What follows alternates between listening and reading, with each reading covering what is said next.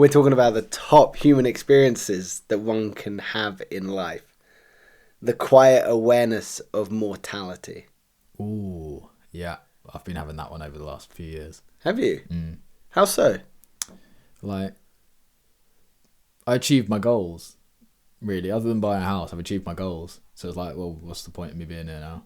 So that reminds you of mortality because you've achieved significant goals in your life that you'd set out to. I think it's the aimlessness. It's like, what am I aiming for now? It's like, it's just more. And more, to me, isn't a compelling goal. Like, it has to be for a purpose. And the purpose of buying a house was so I have somewhere to live. The purpose of growing the YouTube channel was so that I had income without it being tethered to a job. It's like, so if I achieve those things... So why does that bring awareness to mortality? Well, it's like, well, you've finished. You completed the game. Have you, though? Or is you've just completed that level and then you need to find the new game or complete the next level in that game? That is the healthy mindset. I suppose, yeah, rather than going, well done. Well, I'm going to check out. 26, nailed that. There we go. And see you later. Yeah. No, I don't know. It's just where my mind goes. Like, just what am I doing now? You know, there's got to be a purpose. So I suppose it's not necessarily a fear of death, which maybe people will assume for the awareness of mortality. It's not a fear of death. It's just the understanding that life isn't infinite. You know, there is it's the only guarantee in one's life. Yeah, I've been thinking about that as well, because it's like, I'm not ready to die now. So I worry that when I get to if I get to my 70s and my 80s, like, am I going to be ready to die then? Like, are you ever ready to die? Like, because it's the natural instinct to go like, I don't want to die. You know? Do you think one ever gets ready to die or feels ready to die? I don't know, because like what we're saying, like if somebody's old, are they dying and they're not ready to die? Like, I'm sure they would like to have another 30 years, 40 years, 50, unlimited years in their prime. But when you're 70, do you want more years like that? Like, I don't know. It's one of those things I guess you can't know until you're there. Maybe it's you achieve certain goals, like certain things. Like if you have a family, like you can see the natural progression. Like, I am now the elder. Like, maybe it feels more natural. Yeah, I've got grandparents that, well, one of which hasn't been doing so well recently, and he's got to the point where he is like, he's deeply religious, and he said, you know, I want to be with Jesus. And I'm like, wow, like, that's really hard to hear, because I want you here, like, I love you, but, you know, he's got to that place where he's like, I'm not scared of it anymore. It feels like I'm ready. But I suppose it comes back to always what we hear from people that are close to death, which is they regret what they didn't do. So maybe if you've lived a life full of experiences or full of choices where you chose to really embrace rather than shy away, maybe you get to that point that you are more ready for it than others. Yeah, so when you've got an awareness of death, I suppose it changes one's priorities. Or when you're faced with death, it changes one's priorities. So it could probably deepen your relationships. It'll clarify what matters most for you in this world. I suppose when we're young, we think we're invincible, so you're all focused on maybe outward, but then maybe as you become more faced with mortality, you do turn inwards and to those that are closest to you. That makes sense. What would you say is closest to you right now? Business goals and immediate family, including my grandparents and immediate family. But other than that, it's like I'm quite happy with that. Like, I don't need anything more. Like, I suppose I should tag on like friends as well, but If you have to, Jesus. All right. Like, I was just trying. The way I approached it was like, okay, what would I miss if it disappeared? It's like, I'd miss my business for sure. I'd miss my family for sure. I'd miss my friends for sure. Like, okay, they're the things that matter. It's really good that you have the ability to look at it that way, because I suppose there's so many people that don't appreciate what they have until it's gone. You know, it's that classic thing that people say in a relationship. They don't appreciate what they had until it's gone. Yeah. But that's what life is, really. You know, when you're faced with mortality or faced with death, you do look back on the things you've had and go, wow, You know, I was quite lucky. You've said it before. You can have 100 different worries, but at that moment when you get sick or a loved one gets sick, one problem. You got one problem. So you're saying recently you've been thinking about, or maybe you've brought attention to your own mortality. Yeah, it's like I could die now, and that would be fine. Like everything now is a bonus. Like, I feel like my whole life has been a bonus anyway. Like, the fact that I'm born, I just have immense gratitude for that. Like, it's just so cool to be able to have lived.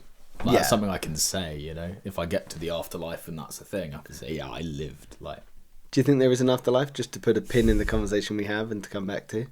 I don't know. I mean, the adventurous side of me wants to be like, yeah, that'd be cool because it's another place to go and explore and like meet people and whatever.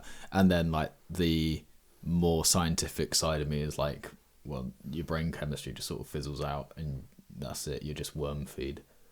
But I suppose that's the argument, isn't it? Is that's where spirituality and religion comes in, which is that there's a soul that inhabits the body, which then would go to some sort of afterlife. Yeah, and there is some sort of evidence for that in terms of that very question. We spoke about it on the last podcast. Check it out if you haven't already. Is like, describe yourself without saying your name, your profession, whatever. It's like, oh well, this is my arm. Well, exactly, it's your arm. It's not. That's not you. Like, okay, so what? Who am I? What am I? And I like that idea because that does say to me that there is some sort of soul. But what do we mean by soul? Is it just the very fact that we are conscious beings? Is that a thing? Like, well, that's the argument, isn't it? Is what is consciousness? Because the brain doesn't have consciousness. We are aware of our own consciousness. So the brain obviously is just neurons and signals. But is consciousness those signals? But has the brain created those signals to be consciousness, or is consciousness something we've inhabited? So there's a whole sort of argument there. So consciousness is really what it means to be you. And then the question of the afterlife is really, does your consciousness continue to exist beyond the physical? And that's where, when I was younger, I was raised religious, moved away from it, moved towards sort of spirituality. But then as I experienced that, I realised there's so much crossover with religion and spirituality. And it's definitely a discussion I'd love to have, it like just niching down on religion and spirituality. And I feel like I could offend a lot of people. Yeah, so just through my ignorance. We'd have to be quite careful. Yeah. But there is so much crossover, and ultimately, as long as one assigns himself with values that make them a better human when they're on the planet, what's right? Who's to say what's right or wrong? Yeah, or what's so better than others? Yeah. When I think about quiet awareness of mortality, go on. Do you think there's an afterlife? I've got two brains about it. I would like to think there is. So the hippie side of me thinks that there's a soul that's inhabiting this body, and the soul will go on to some sort of afterlife, whether that's, as they say in Christianity, heaven and hell, or whether that is just an afterlife of some sort. I'd love to experience that. There is an argument to be said in Christianity and spirituality, that the soul inhabits this body. Once the physical body is done, your soul goes back to the realm of other celestial beings, where you understand what you needed to learn from that contract. So each soul has a contract that it needs to learn from within that life. And ironically, you live in sort of soul families as well, where you will interact with similar soul people up in the celestial world as you will in the physical world. That's the hippie side of me that wants to believe there's maybe something. That's a cool idea. The religious side of me almost believes in more like, I can't think of the word. It's the Buddhist term of like, you get reborn. Reincarnation. Thank you. Yes, you get reborn. That's what I'd love to experience. I think that would be a really unique way to look at it. Why? Because you're a human. Yeah. You're apex predator. You're the peak of what we know biology to be in terms of an animal. Yeah. Why would I want to regress? But isn't reincarnation suggesting that humans is the last step before enlightenment?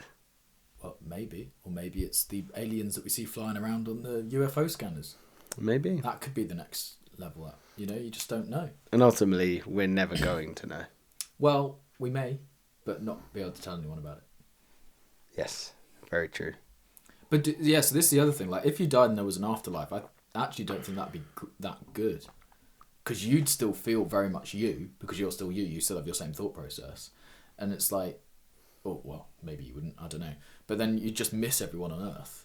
And, like, you'd worry about, oh, they're at my funeral. Like, your concept of time. But maybe those are not things that the soul inhabits. That's the animal side that experiences those.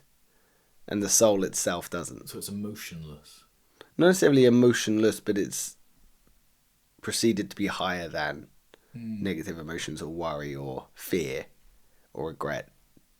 Maybe it understands that life is a journey and everyone's on their own soul journey, whether they're going to reveal abide by their contract of their soul, or whether it's Jesus sent them to learn a lesson, or whatever it might be. I don't know, whatever one's belief might be, but it's an interesting thought process.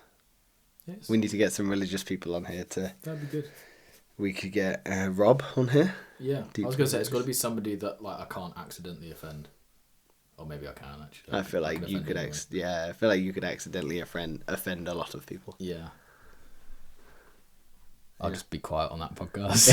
I'll let you do the question. You're the question guy. It will be really interesting when we start doing interesting discussions with a third party, because we'll come at it from such different ways. Yeah, I want to have a porn star on. Why? I think that'd be really interesting. I've watched so many documentaries on the porn industry and I'm so curious. You could lead that one. Yeah? I'll take a back seat. You're not interested in getting to know, like, the inner workings of the industry? Not really. No? No. I love learning about all industries. That's just one of the ones I want So you're going to become a pimp? No, I don't want to be a pimp. There was a time where I was like, oh, I could be a porn star. Like, it wouldn't be that difficult. Just rock up, have sex and leave, you know? Like, get paid for it. I was thinking about being an escort for a while as well. I thought that'd be good. Like, just go out with a rich older lady, get your dinner paid for, keep her company in the taxi, and then go home. Like, how difficult is that? But if they want you to put out, then... Well, that's not included as part of my service. That's an extra fee. Surcharge. Yeah, you know. Okay, well, I'll leave you to your dreams of being an escort. I think it'd be good fun. I don't know why there's a stigma around it. Like, objectively, what do? You get to go out, have dinner. There's no, like, schedule that you've necessarily got to stick to. I suppose it's because of the connotations of what an escort is and does. Yeah, I'm sure you could do it, like, as long as you still have autonomy, you're fine. Yeah. They have services in Japan where you can rent people for the day. So you can rent an old man, you can rent a family, you can rent a dog. That's so cool. It's very much a different phrasing of what you're describing. Mm. You know, but the word escort has the connotations of... Yeah, I wouldn't be a premium escort. I'd very much be a middle-of-the-road escort. Nothing too impressive. Nothing too scummy. You know, somebody that, you know, could be seen to be respectable and hold up the act for a nice dinner. Nice, okay. Moan if my cutlery was the wrong way around. Oh, unacceptable. Yeah. Like, you've hired me to do this. You're dealing with... I don't know if I can do this. Well, no, stay. Have some more money. Okay, fine if I have to, you know. Tease them for your approval. I know what I'm doing. I would be really good at it. I'd make an absolute killing. Sure. It's difficult when you've got a family, though, isn't it? Where's Daddy going? He's just going to have dinner with an old lady. Why? That's how he earns his money. Why does he get paid to have dinner? You know. Yeah, it's a whole heap of red flags that I think we should move past. Difficult to have longevity, I think. As an escort. Will the escort. Yeah, but this is what... See how interesting it would be to have an escort on? Okay, well, maybe we'll circle back to that. I have taken us very far off topic. Yeah, but I enjoyed it. I didn't foresee the episode going this way, but if you're still watching, thank you. Yeah, so we're talking about death and then somehow escorts, but that's fine. When I think about awareness of mortality, it was much to what I alluded to last episode of where I was in hospital, my kidneys failed and stuff. Powerlessness. Yes, exactly. But in a different side of it, when I was younger, this is a real insight into my undeveloped brain. Obviously, I dealt with self-harm and that kind of stuff there. And that was a turbulent time for me. And there was a time where I was almost like, not obsessed, but interested in, I can't remember what it used to be called, but it was coined as something as like understanding the power you have. So going to like really tall buildings and standing on the edge, knowing in that decision that you could jump off, but deciding not to. The power that claims. So I suppose this is similar in that regard, that it was just trying to gain a bit of ownership over the decision, you know, that at the time it was very much seen as if I wanted to end it, I could, but now as an adult, I'm like, well, I don't know if I'd engage in that sort of foreplay anyway, but the whole mindset was to understand the power and the autonomy I had over my life, which I suppose is what the awareness of mortality gives you. Yeah. Is that just autonomy and power to live deliberately rather than feeling a little bit more passive. Yeah. That's what I think of with that. Not escorts and sex workers. You changed the topic. How did I change the topic? You said it'd be interesting to get somebody religious on the podcast. I said it'd be interesting to get a porn star on. So that's you changing the subject. We were talking about death, afterlife, religion, porn. Religion. That's a reach, William. Religion guests. William Taylor. Religion guests. Then what type of guests we could have on. Then escort service. Then my overshare. Okay. Nice. We'll move on. Yes. To the newest prompt. Oh. Are you excited? Yes. Drum roll. Realizing you are capable of hurting others. That's a top human experience that we've been given by ChatGPT. Why is that a top human experience? Realizing you are capable of hurting others. I suppose it's a top because it's an insight into human psychology and human behavior. It's not top as in positive, it's just top as in this is such a powerful experience that one could experience. Yeah, it's scary.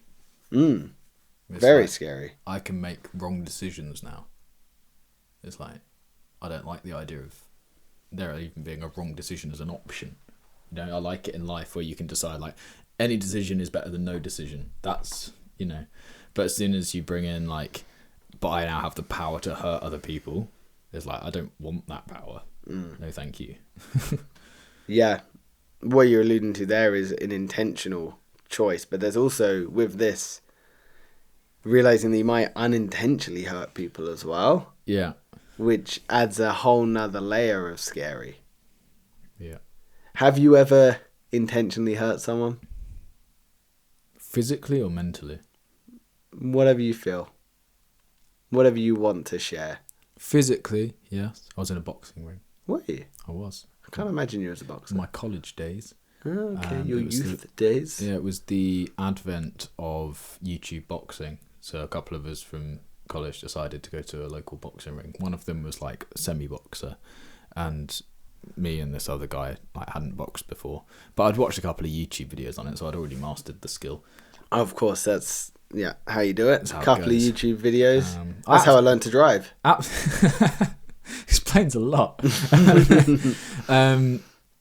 No, and to be fair, I lamped him. Like, I absolutely destroyed. Really? Even the guy that practiced boxing was like not comfortable, because what I realised is if you attack somebody, and especially if they're not that experienced, their natural thing is to retreat. So if you hit somebody, don't wait for them to then hit you back. You've just got to keep going. If you go against somebody who knows what they're doing, it's like that thing of like if you're I can't explain, that's going to be way too complicated. I was going to say the goalie one, where if you're level 1 of knowledge in taking a penalty in English football, you aim left and you look left, then that tells the goalie that you're going to go left. Level 2 is you look left but you hit right, and the goalie's only level 1, then you're 1 level up. But if you're level 3, you would look left and go left, but the goalie, if they were only on level 2, they're thinking, oh, he's looking left, therefore he's going to shoot right, and you There's still levels win. to it, yeah. And you could just keep going. It's like double bluff, bluff, bluff, bluff, bluff, bluff. It's a bit like that. In the sense that when you're a higher skill level, there's so much more thought that goes into it, but when you're a lower level, it is just more Instinct. Hope for the best. Yeah. So you intentionally hurt someone by smacking them in a boxing. Yeah, it's just fun, isn't it? Is it? Yeah. No, I'm not a violent person, so I've never been into like martial arts, or I've never been in a fight. I've thrown one punch in my life. Have you? Connected. Nice. Satisfying. No, No? not really. I have hurt someone unintentionally by throwing a punch. I was in a mosh pit, and I turned around and my arm swang and it broke someone's nose. And Oh my goodness. I just disappeared. I was like, oh my god, I didn't know what to do. I was young. I just disappeared. As now as an adult, I would take them out and help them find one of their friends and some medical care. But as a child, I ran away. I was so scared. Yeah. But yeah, so intentionally, I've tried not to hurt people, but what it's suggesting here is that we are capable of it. Everyone is capable of it.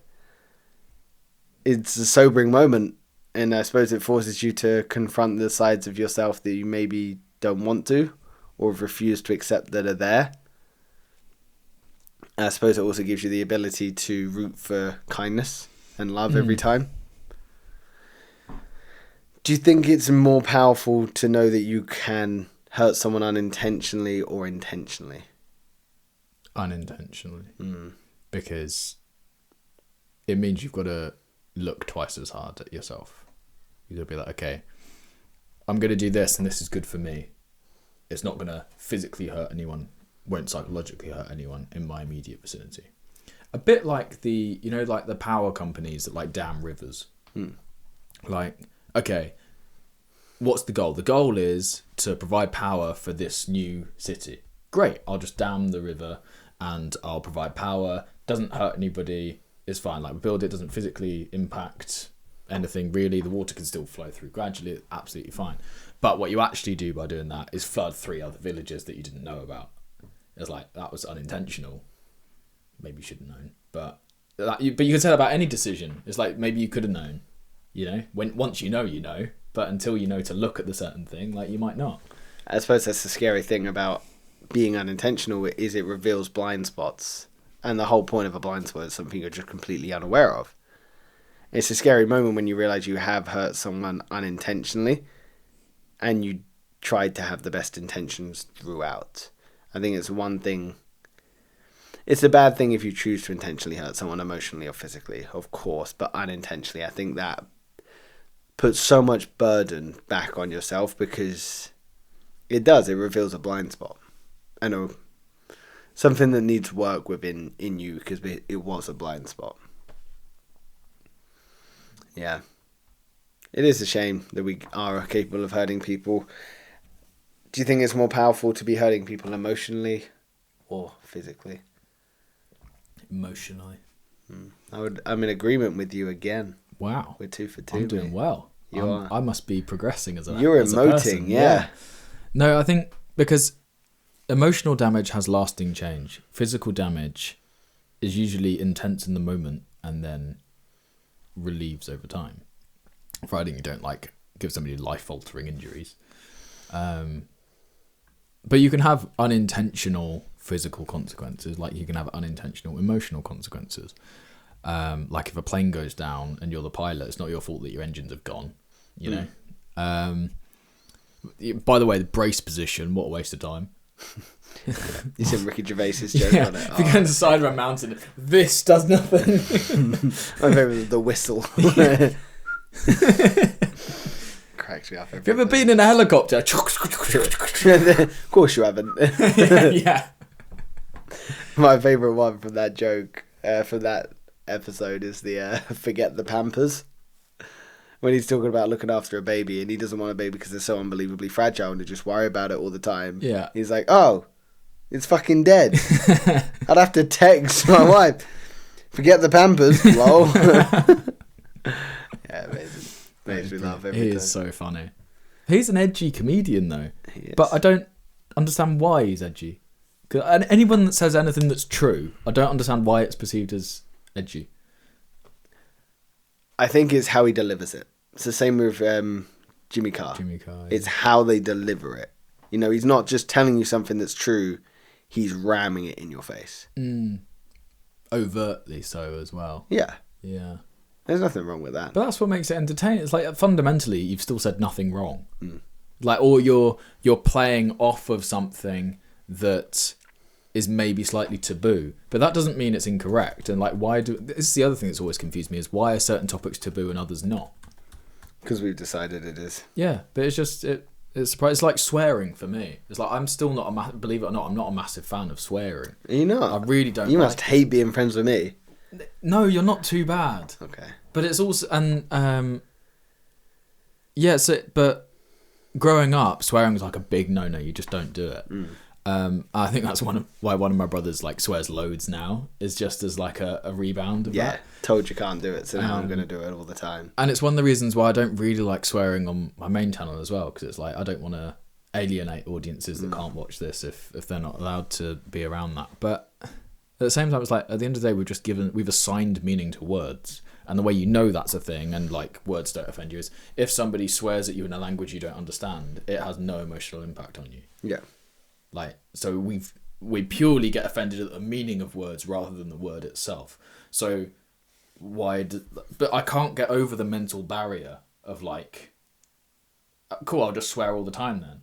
It's because you've attached meaning to the words. It's exactly everything you've just said. You have attached a deeper meaning to the words. And there's nothing wrong with that. Nothing wrong with that at all. It's just how you chose to navigate life, really. And some people are more comfortable swearing and some people are not, you know? I was told not to swear, but I was told never to use the C word.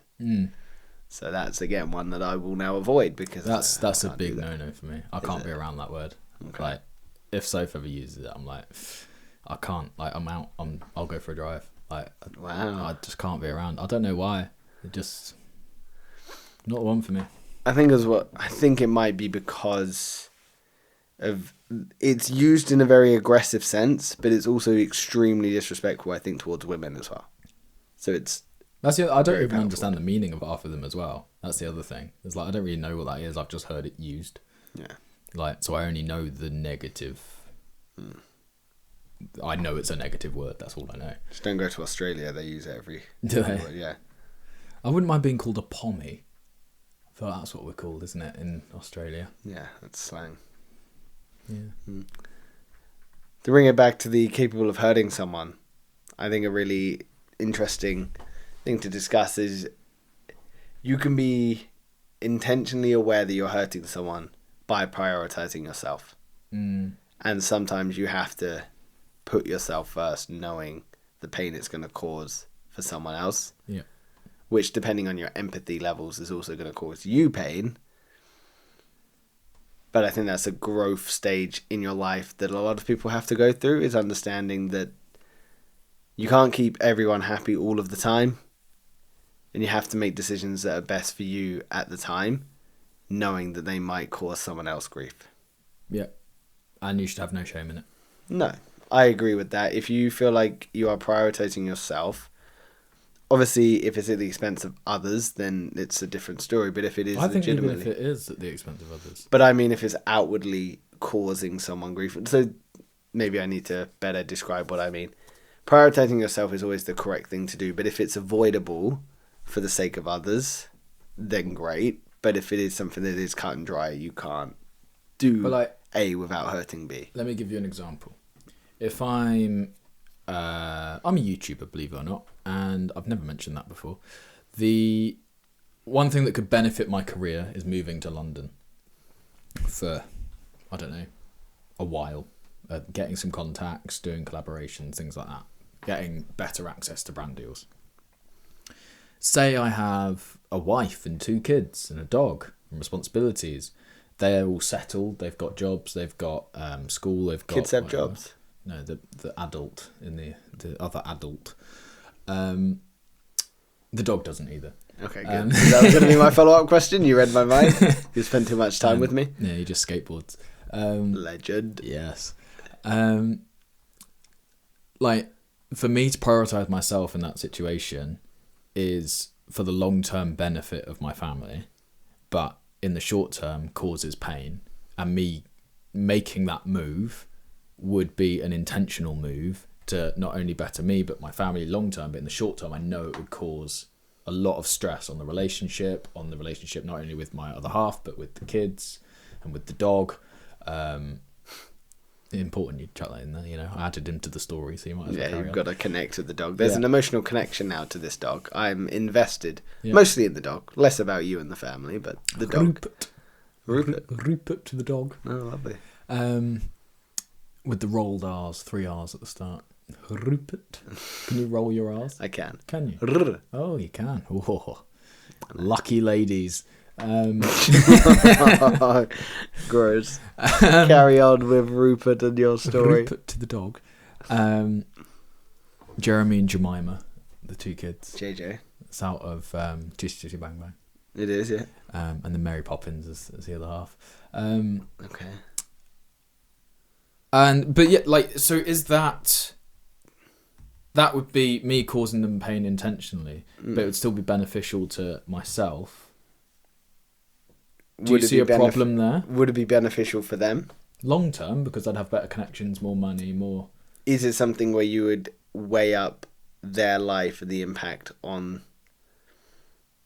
Yeah, the impact on them and their life? Is it a decision purely made out of vanity and selfishness? You know, those are the questions I'd be asking. Is it a purely self-centered decision? Or if it is something that's discussed and openly conversed about as a family, you know, Rupert included, then definitely something that would cause short-term pain for everyone, and that you're hurting people intentionally, but with the benefit down the road. Yeah. I suppose one that you could use as a parallel as well is, you know, a breakup. You know, even if there's love and there's empathy there, and maybe the relationship's good, it's not. You don't see the legs. You're growing apart, but there's still so much love there. At that time, you are going to hurt that person. It's going to hurt. But you're putting yourself first. That, I think, is a mature decision to be made, but it is also, again, how you handle the discussion, how you handle that decision. Is it something you communicate? Is it something you just spring on them? We're done. LOL. Sucks to be you. Yeah, I got you a card. It says bye. Yeah, that's a top human experience, is realizing you're capable of hurting others. Powerful one. Yeah. Next one is forgiving yourself. Just 2 words. Forgiving yourself. One of the rarest human experiences. Do you think? I think so. I think it's quite common. Tell me why. Because you do things that, like, even things that probably you wouldn't even acknowledge now because you just forget about them because you've already gone through the process of forgiving yourself. But like, I didn't go to the gym today. I forgive myself. I got over it. But I suppose that's a small and insignificant thing. Yeah, it's still forgiving yourself. It's at different levels. It's harder to forgive yourself about things like Gary Vaynerchuk had 2 options to be an early investor in Uber and passed it up both times. Brutal. And he'd be a billionaire now just on that one trade. I think it was 50k that you needed to put in, and at the time that wasn't too much apparently in terms of the other investments he was making at the time, and he just decided because he'd made a move into one industry, he wasn't going to take on another one at that time. And I wonder if he's forgiven himself about that. I can't remember what he says about it, but he says it probably eats him alive, I think is what he said. But you move on, you carry on, you keep going, you forgive yourself for it because you just operate with the information you have. Yeah, but that's going to be a bigger forgiveness on yourself than deciding not to go to the gym. Yeah, but forgive yourself doesn't give you much. No. So I suppose what we are discussing is these big forgiveness of missing an opportunity for an investment, not saying yes to the trip you've always wanted to do, not asking that girl out. Not asking that girl out, exactly. Common one. Breaking up with someone, you know, causing grief to someone else, not like studying that law degree that you wanted to do. You know, there's probably so many different considerations that are coming to forgiving yourself. Why do you think it's a profound thing? Because it's acknowledgement that you did wrong and letting that be okay. And letting yourself come to peace with that. Do you think some people have a harder time of that than others? The reason I ask that is some people are their own worst critics, you know, and they put so much pressure on themselves to be perfect or to please everyone. But there's other people that are just very comfortable in who they are, both for better and worse. Do you think those people have a hard time forgiving themselves? Do you think maybe people that have, for lack of a better word, and without sounding mean, given up on life, have an easier job of forgiving themselves? You know, I forgive myself for not taking life seriously. I forgive myself for eating crap for 40 years and now I'm overweight and got foreshadowing my future. I think they do. I think it's got, like, if you just don't care, it's a great baseline for forgiving yourself. Yeah. Doesn't mean it's the best possible way to live your life. It's just, it's easier to forgive yourself if you lack care. It's because you've put no emphasis or no goal or outcome on a serious decision. So how can you take anything seriously or forgive yourself on such a degree of depth if you haven't taken anything seriously? I suppose the hardest step is just the acknowledgement and the accepting of the responsibility. You know, that first step's always the hardest, but the acknowledging that you fucked up, you did something wrong, you could have done something better, it maybe is against your character in that moment. You've got to try and change those negative emotions and maybe the shame or the victim mindset, because I suppose that's a whole new thing, is people probably sit in that victim mindset as well. You got to change that into some sort of positive fuel to be able to accept the responsibility. I think that's probably the hardest part. I think a lot of people probably get stuck in that victim mindset of, I did the best that I could. It's the accountability.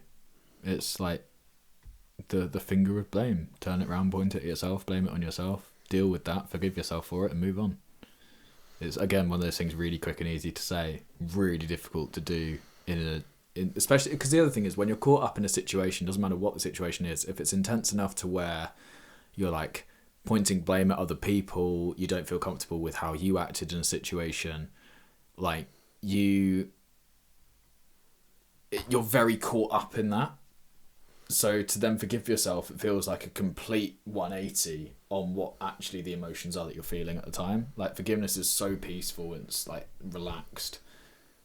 And if you're feeling guilty and you've hurt other people and it's that person's fault, they did that, I feel like that's just a distraction tactic anyway.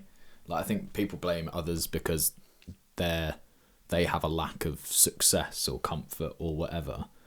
It's like, nobody said life was going to be easy. It frustrates me when people are like, nothing's got better in my life. Like, it's the government's fault, or it's the local council. It's like, well, okay, how much did you do to actually better your life?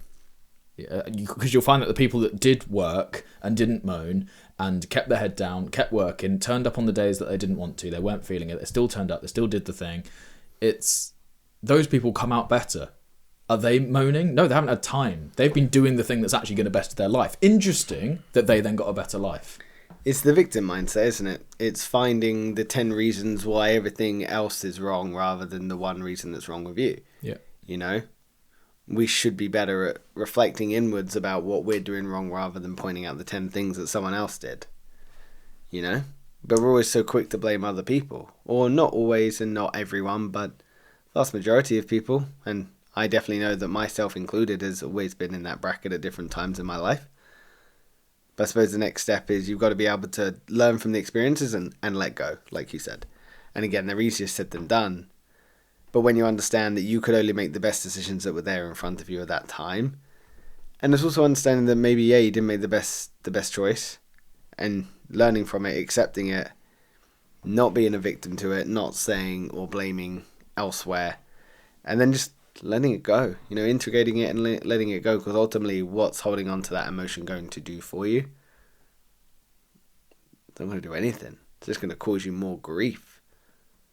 Or you're going to ignore it and it's going to pull the strings behind the scenes when you're faced with a similar experience. It's the same as if you have a bad day and you take it out on the people closest to you. It's like, they haven't done anything wrong. You're not angry at them, really. You're angry about the other thing. But if you don't face it, you're going to end up pushing other people. And then it's going to be like, oh, well, my family hate me.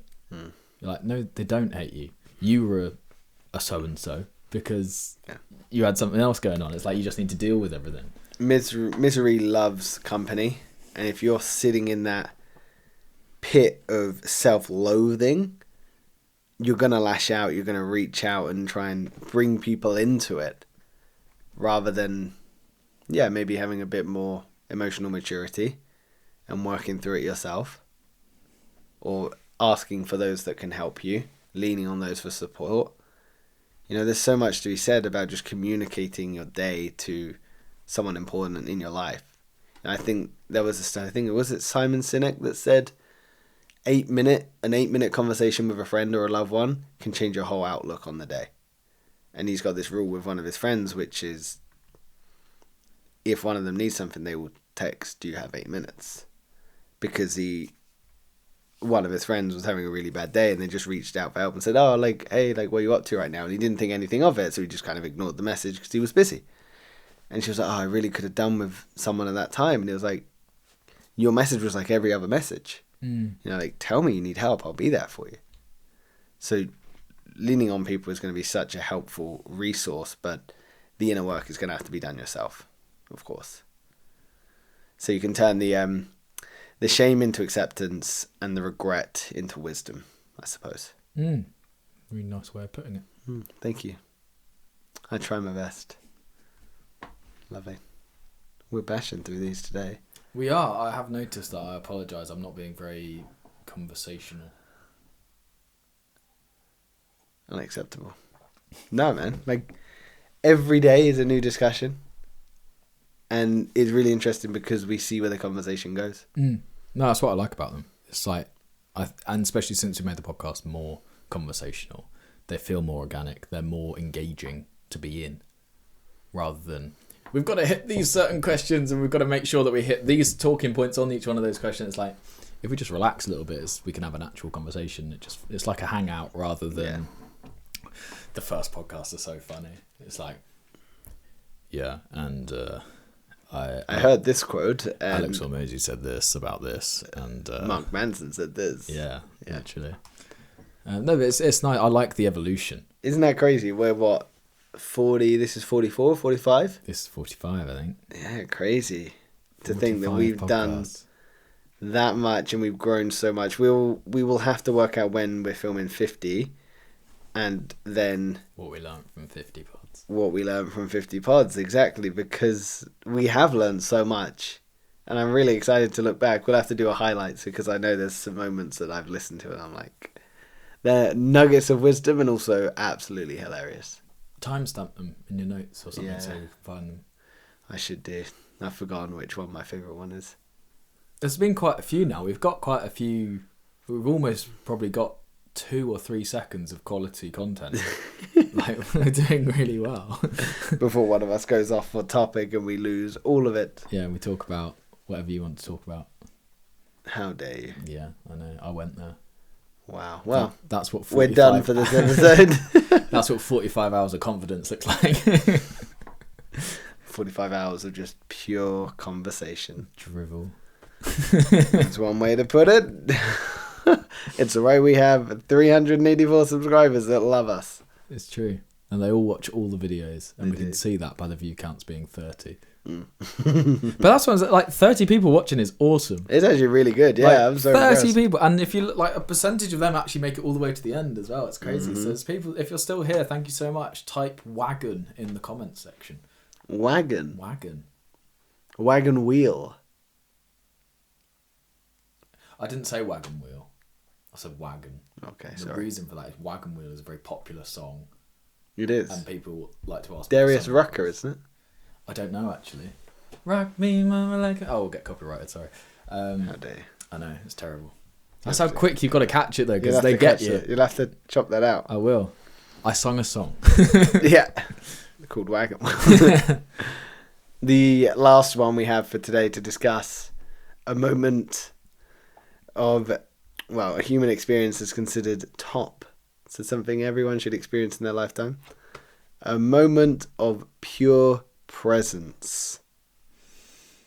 A moment of pure presence. I'm surprised you didn't start with this one. Do you think? This is such a you point. No, I liked the quiet awareness of mortality as the first one. A moment of pure presence. So the rare seconds where the mind stops negotiating with the past or rehearsing the future, living in the depression of the past or the anxiety of the future, and you're just still in that moment. I think I've cracked that, by the way. Yeah? Yeah. Tell me. It's doing something that you find enjoyable / fulfilling. That's what they call the flow state. Yeah. That's the only time I am ever truly present. Like if I'm playing tennis, like love it, enjoy it, and I'm just there playing tennis. I'm not thinking about anything else. In between points, easily thinking about something else. Really? It's that quick for you? Yeah. I'm not engaged at that point. I'm not engaged in the activity. When I'm doing it, I'm doing it. That's crazy. It's that quick in between points. So like, oh, ball hit the net. I'm walking toward my next serve. What am I thinking about YouTube? Like, how could I bring tennis into YouTube? And then next point is like, I'm just in the point. That's crazy. That's why I beat people. Because I'm in it. But that's what they say, isn't it? Like, this is why the athletes at the top of the game are, because all they think about in that moment is they are locked in. They are like focused. I agree. I think I've said it before in other workouts where you just get into that moment where everything is working and you're locked in, nothing else matters. Yeah, so that's pure present. That's pure mind in body, effectively, rather than mind in mind. What other moments have you experienced pure presence? So you've got tennis. So you said your flow state as well, where you're doing something that both fulfills you and you find enjoyment for. Tennis, what else brings you moments of pure presence? Is there anything like music, sunsets, conversations, laughter, moments with your partner, anything like that that bring you to the closest maybe experience of peace that we can find? The live streams. Really? Because I'm engaged. It's playing, and it was weird. When I first started playing on stage, I was in that moment of peace. It feels like you're meditating when you're performing, but now I've got so comfortable on stage, I don't have to worry. It's like I was thinking about. I was writing a song in my head while I was playing another song live in front of 50 people the other day. Saturday night it was. It's Monday today. Like pub was packed. There was 200 people total in the pub, but most were upstairs. I was down, and I was literally writing a song while I was playing, like different chords, different melody. I'm so muscle memory that I'm not there doing that. So interesting, isn't it? I have that sometimes again when I'm in the gym. I'll be doing one exercise. I'm like, but after this, I'm going to do that. Like, it'll be when I'm doing my Metcon sessions as well. So I'll be doing like the ski erg. I'm like, okay, so I've got 10 deadlifts after this. Okay, right, go. Okay, after this, I've got 10 wall balls. Right, okay. And then after that, I'm like, so I've got farmer's carries. I'm like, I'm not in the moment of what I'm doing. It's crazy. It's wild. But you think live streams pulls you back into that? Yeah, you've got to be on. You've got to be switched on. That's why they're tiring as well. So what is it that brings that presence for you, that stillness? Because that's really what it is everything is just stopped. You're not worrying about the future or the past. You are in that moment. I think it's the element of challenge. I need to have something challenging me to keep me engaged. And with the live streams, it's like, okay, what song is going to come up next? I might be playing one. What song is going to come up next? I need to be thinking about, okay, can I do that one? Is that a dud request? Is that one that I've already done? Like, do I need to say hello to this person? They're a regular viewer. Do I need to welcome the new viewers? Have I mentioned anything about merchandise on this stream? Have I said, make sure you subscribe? Have I said, like the stream? Have I said, become a member? There's lots of different, and I'm just engaged. It's a challenge. I've got to make sure I hit all these talking points, and I always forget them. Like, you were witness to a live. I apologise while you're working. And, I forget them all the time, but I'm engaged. I'm just trying to be there purely in service of the people that are watching. Because they're there. They're spending their time with you when they could literally be doing anything else. You don't know where they are in the world. You don't know what time of day it is. You don't know what songs they're like, what vibe they're after. Are they after high energy, low energy? You've just got to be so in tune with what's going on. And And obviously you attract the type of person that you are as well. So I'm quite energetic when I'm on live, and that's the type of people that I bring, which means the comment section flies even faster, and then it amplifies the problem. But it's really good fun, and it keeps me really engaged. And it's the same like when I'm talking about finance and whatever, I'm in the moment there. I'm thinking about the question that was asked. How do I best answer it? What's the context of their situation? How can I help them best? So it's stimulation for you as well. Absolutely. Which is weird for my inner peace and my calmness. Yeah. Do you think there's moments where you can find presence with a lack of stimulation? When I meditate. I was going to say, because this was going to be where I was going to pull the conversation to, is meditation. Because before I share mine, and we'll go in more depth with yours, but meditation is that, isn't it? It's the practice of pure presence. And it's a challenge. One day you might find that you are completely present for 30 seconds. Some days you can't find it at all. Some days you're locked in for 5 minutes. Other times it's just all over the place. So do you regularly practice meditation still? No. At least once every 2 weeks now. But it's I normally do it when I can't sleep, just because my mind is racing. So I then have a 10-minute meditation, brain calms down, I can then go to sleep. Whereas, yeah, if I'm already peaceful, like I don't do it now.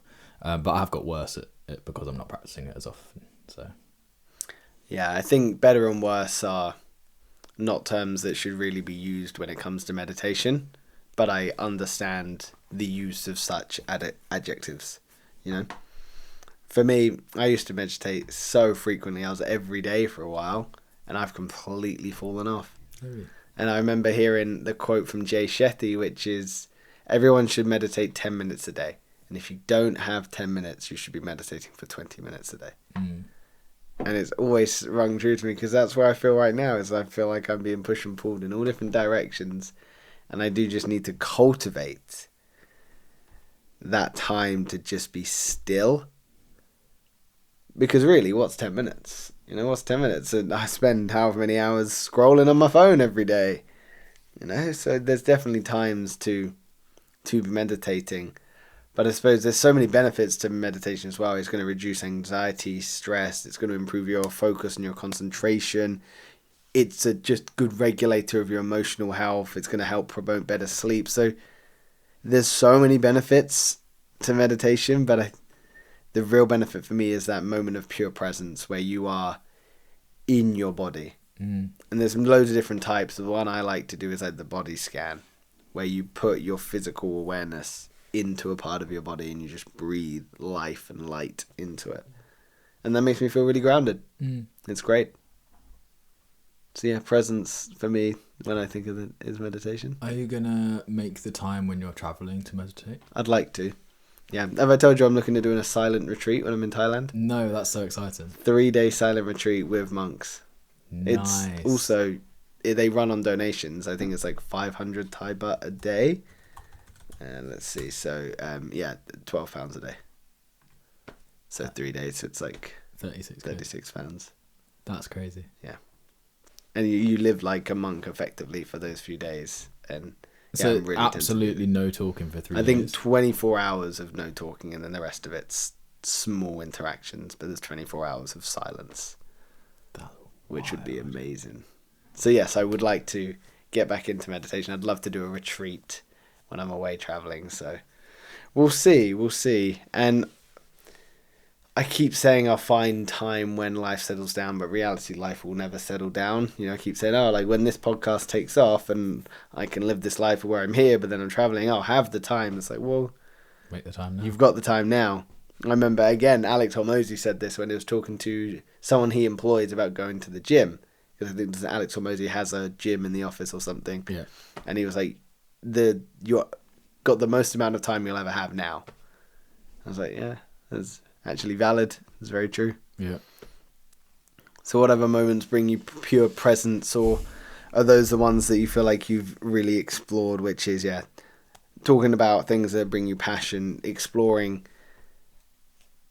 activities that maybe stimulate you physically as well. So there's the element of physical challenge in there. One that I've just thought of it, driving. Long drives. Really? There's, And you feel presence in that? the road noise is like white noise. And you just sort of, you know that you're going to be on the road for 40 miles. Like, same road. You're just on it. There's not a lot of traffic. Like, all you've got to do is keep between the two lines.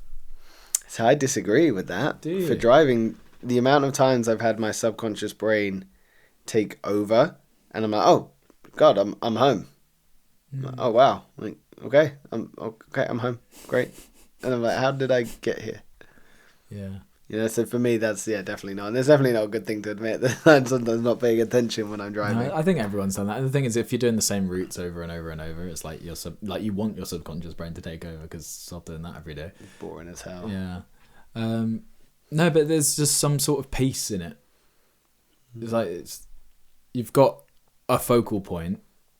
Like in the same way as if you meditate with your eyes closed, you're sort of almost focusing almost on the darkness. It's like when you're driving, it's like you're just sort of, the scenery doesn't change. You've got bushes on this side, you've got the barriers up this side, you've got two white lines. That's it. That doesn't change. You're just there. It's peaceful. Yeah, I like that. I've definitely found moments of pure presence while traveling and exploring, mainly while being in nature. When you just stop and you look at some of the amazing scenery, you're just like, wow. How long have you been a naturist? What do you mean a naturist? A naked person. My whole life, really. Yeah. This is, you guys can't tell, but I'm wearing nothing underneath. Love that one. I wear nothing every single day. Yeah, just underneath my clothes. Underneath my clothes. Yeah, exactly. I'm a vegan between meals. I'm a vegan 8 hours a night. You're welcome, cows. Yeah. Doing my bit. I actually don't eat any cow products. Do you not? No. I think it reduces one's carbon emissions by like 50%. Yeah, doesn't surprise me. Yeah, so I don't. Do you like bacon? I do, but it's just not. That's one of the questions you can't ask a Muslim. I found that one out when I was an accountant. Why would you ever ask a Muslim that? It sat next to me. It? No, he was sat next to me. Okay, sorry. I thought you said it. I was like, okay, off to a good start. No, I offered him some of my pork pie as well. Like, I had a spare pork pie. I was like, do you want that? I was completely ignorant. See, that's why you travel. Yeah, but then there's just so much information. Like, you can't know everything about everything. So as long as you approach it with, like, humility, like, I don't understand, so if I do offend you, then, like, feel free to say, like, I'm an open book. You can tell me I've done something wrong. There's nothing wrong with it. I'd say if I offend you, please feel free to tell me, but also help me understand how I can be better next time. And that's how I've navigated life. It's like, because then, in one way, it's sort of removing the responsibility of having to do your due diligence. But on the other side, it's like you're learning organically and you're learning exactly what that person would want you to know. Yeah. So, and you're learning it real authentic rather than, I've read the book, it's apparently you don't like this. Yeah. Rather than, help me understand you and your way of life better. Yeah, so why are cows magic? Nice. Isn't that Indians? Could be. I don't know. I'm ignorant. No idea. Love it. Yeah, so nature. Definitely found moments of stillness in that. So I remember doing a road trip from LA to NYC with 4 of my friends. It was incredible. One of the best experiences I've ever had. We should definitely do a road trip like that. Get an RV or something rather than like a shitty car we had. I was talking to Soph yesterday. I'd love to do a 3-month trip around America. Just start in LA and just zigzag up and down all the states and pop into Canada for like Toronto and Montreal and nice, man. Niagara Falls I'd like to go to as well. Yeah, go to Buffalo way there. Go Bills. Go Bills. Who win? We beat the Bengals yesterday. Yeah, it was a great game. Watched the full thing. One of us did. In 40. Yeah, game in 40. Yeah. Yeah, like, so when I was on that trip, like, seeing Zion National Park, Arches National Park, Grand Canyon, Death Valley, all these places, it just makes you stop for a moment and just understand how small and insignificant you are and how beautiful the world can be. Like a sunset or sunrise is just, it will do that to you. Like a beautiful moment where everything just stops and you just become locked in on what is happening and what life is showing you. It's just...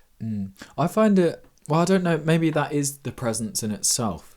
But when I'm in nature, I can't ever like calm my mind because I'm so interested in just making sure I really take in everything around me. Whereas when I'm doing something like driving and it's just boring, it's in boring things or flow state. But that's the irony of meditation and presence, isn't it? Is the more you try, the further away you get from it. Yeah. So it is just allowing yourself to embrace releasing control. You know? I think also early mornings. And you had a 5 a.m. morning this morning. I did. It's getting up at those times and it's like everything is so calm and peaceful because the world hasn't risen. Yeah. So it's easier to think clearer because there's no additional, not noises in volume, but noises in just people, quantity, energy. Stimulation, yeah. There's no buzz in the air. Completely agree. Yeah, absolutely. And there's one moment I would like to share, which I remember as one of my highlights for traveling. It was honestly incredible. So I was in Mexico on an island called Isla Holbox, and beautiful little island, barely any Wi-Fi, no cars, just pure like paradise. One evening, so there's a bay around the kind of corner of where we were staying where you can get the bioluminescence, you know, where it lights up and everything. Yeah. And we took out kayaks. Bearing in mind, it's pitch black. There's no like street lamps. And we're like, well, let's take kayaks out. So we kayaked there, waited, nothing happened. So like, we'll kayak back. And we started kayaking back. And as we were going, one of us went, everybody stop. And we were like, what? And he just went like that and slapped the water and the whole thing lit up. And in that moment, that was when all of us were just like... That's crazy. Unreal. Like we just all stopped and were like, this is the most beautiful thing I've ever seen. And that was a moment of pure presence because I wasn't worrying about the future or the paddle that we had to do to get back. It was just in awe of the moment. It's like incredible. Yeah. What is it that causes... Is it like animals in the water I think that so. light up and when it's algae, isn't it? I don't know. No idea. I think nature is just absolutely incredible. Will and E made a video going around like 7 different spots in the world that are just natural phenomena that are crazy. Like there's a place in the world where there's all 24/7 every day in the year a thunderstorm going on. Whoa. Lightning. There's a place with the along a walk in a woodland, there's like a rock face, whatever, and in it is a torch, like a fire that burns. It's just behind a waterfall. That's stunning. Crazy. Nature is incredible. So yeah, bioluminescence is the product and emission of light by living organisms through a chemical reaction. Crazy. Yeah. Yeah, nature is incredible, and I think for me that is such a insight into presence. You know, it just creates so much space for life to unfold. No, it's really interesting, isn't it? Yeah, man. It's mental that like when you described that you kayaking out, that was really good storytelling because I could put myself in that situation. I could see it in my mind's eye, which is interesting because we were talking about presence and I was semi-present at the time. Yeah, you were invested. Yeah. Well, it's ironic in this conversation we're present as well. That's true, actually. We're not worrying about the time. Well, I'm more aware of the time than you are. That's why I don't like hosting it because I can't concentrate. I can't get my best out of myself. I'm too worried about it. I get that. It does draw you in a few different directions, but we're here. We're present. We're in this conversation. Like we're not worrying about what's going to happen next later in the day, or where you might be thinking about where you got to edit next. But we probably produce our best podcasts when we are present.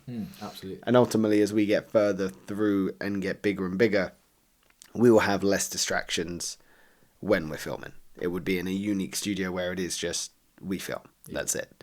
And it would be that mindset of, okay, we're in here, we're filming. I'm not going to sit and scroll on my phone while we wait. It's going to be like, no, the phone's outside. Yeah. So, yeah. I think also we do little, for those of you who don't know, here's a little sneak peek to the behind the scenes. Ooh. We do a little conversation beforehand, and that has really helped me get into the conversation straight away as well. So it like hit the ground running rather than... I like that. It's a nice, unique thing that we do. Well, I don't know if it's unique. Yeah, I was about to say, yeah, we actually don't know if it's unique. So yeah, moment of pure presence, realizing you are capable of hurting others, forgiving yourself, the quiet awareness of mortality, the 4 human experiences we have covered in this episode. Any highlights, any standouts? What was the second one? I feel like I always ask that. Well, I read them in a different order, so I'll do it from the way I produced them for you. Quiet awareness of mortality, forgiving yourself, realizing you're capable of hurting others, moments of pure presence. I feel like you're capable of hurting others is like, that's definitely the most powerful. Quite profound, isn't it? It's definitely the one that makes you feel something straight away. It's like, I've got Emotive. to watch myself. Yeah. Yeah. What about for you? Moments of pure presence, of course, the emotive one. I thought so. What a shock. Yeah. That was a good conversation. It was. I enjoyed it very much. Will, I've written down my word. Have you? Yeah. Waterfalls. No. Wagon. I almost said And I thought we might have a chance today, but sorry. no. We'll get it one day. One day.